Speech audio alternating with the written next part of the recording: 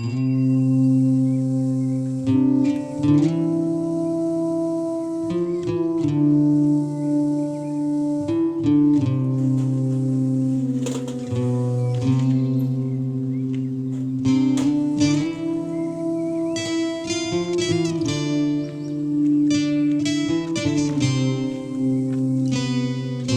साहब,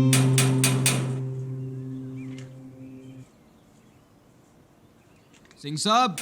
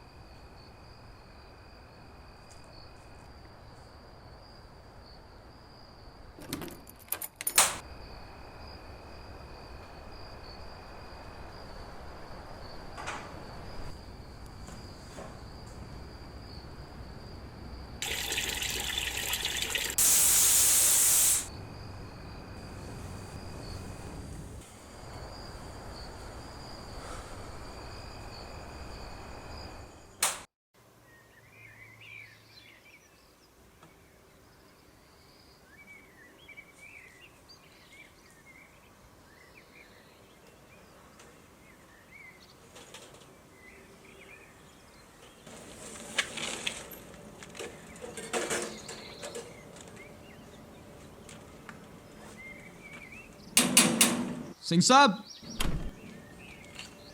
नमस्कार माथुर साहब। सिंह साहब को देखा आपने? अरे क्या पता, जवान है, घूमने गए होंगे कहीं पे और क्या। अच्छा अच्छा, चिट्ठी आई थी उनकी।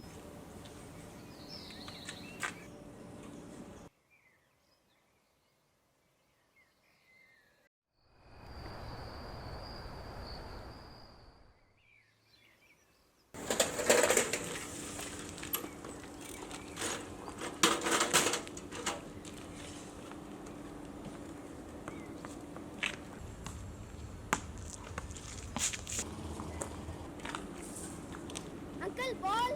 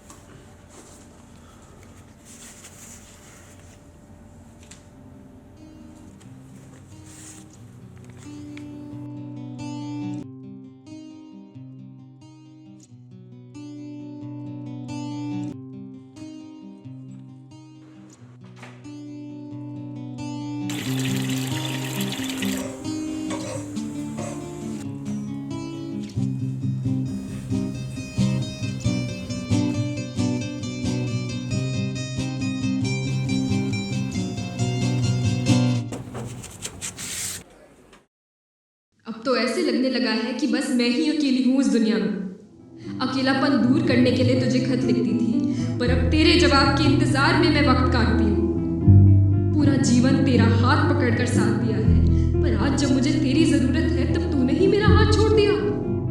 खैर, छोड़ो ये सब। लगा था कि तब तक लिखती रहूंगी जब तक उम्मीद है, पर आज वो भी खत्म हो गई है। एक आखिरी बार तेरे खत के इंतजार में, तेरी माँ।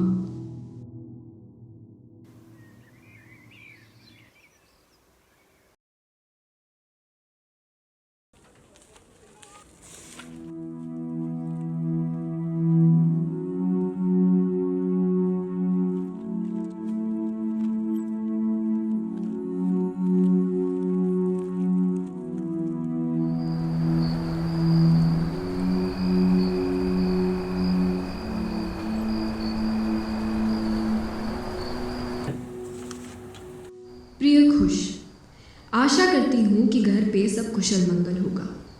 तुम्हारी पिताजी की 13वीं को 1 महीना भी नहीं हुआ है और तुम लोगों के जाने के बाद ये घर और भी सूना हो गया है। कभी अपनी अकेली माँ को भी याद कर लिया कर।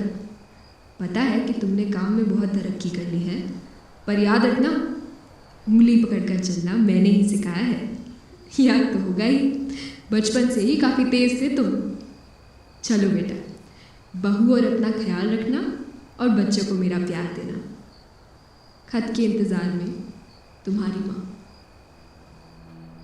प्रिय खुश, आजकल डाक पहुंचने में न जाने कितने दिन लगते हैं, पर मैं तो हर दिन एक नया खत लिखकर तेरे पते पर भेज देती हूँ। अब इतने बड़े घर में और कोई है भी नहीं ना जिससे मैं अपना सुख दुख बतलाऊँ।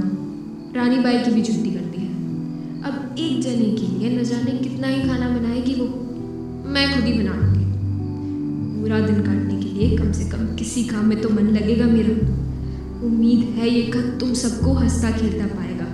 सब लोग को मेरा प्यार और आशीर्वाद देना। हाँ, खत के इंतजार में, तुम्हारी माँ। प्रिय खुशवंत, समझ नहीं आता कि मेरे खत तुझ तक नहीं पहुंच रहे या तुम्हारे मुझ तक।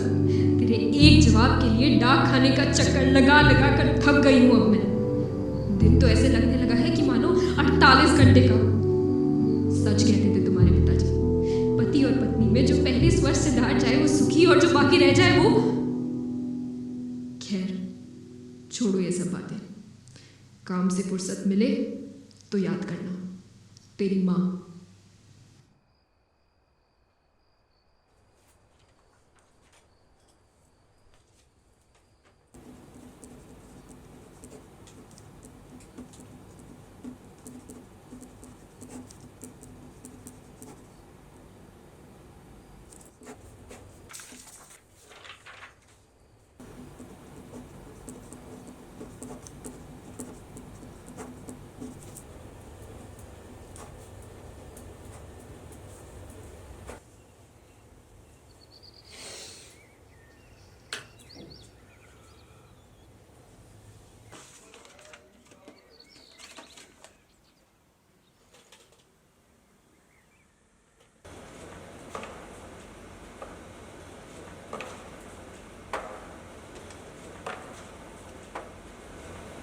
पोस्ट मास्टर साहब, मेरी कोई चिट्ठी आई है क्या?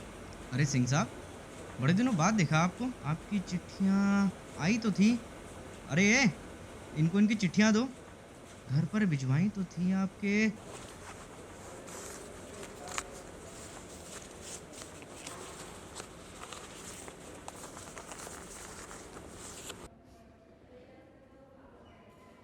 खैर सिंह साहब, आप बताइए, आप कहाँ थे?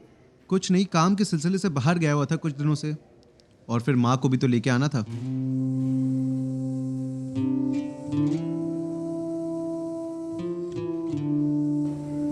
चलिए ठीक है, मिलते हैं।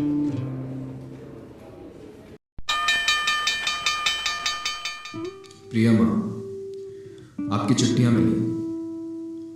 जानता हूँ ये जवाब लिखने में थोड़ा वक्त लग गया, पर क्या करूँ, काम इतना बढ़ गया है कि खुद के लिए ही वक्त नहीं मिलता।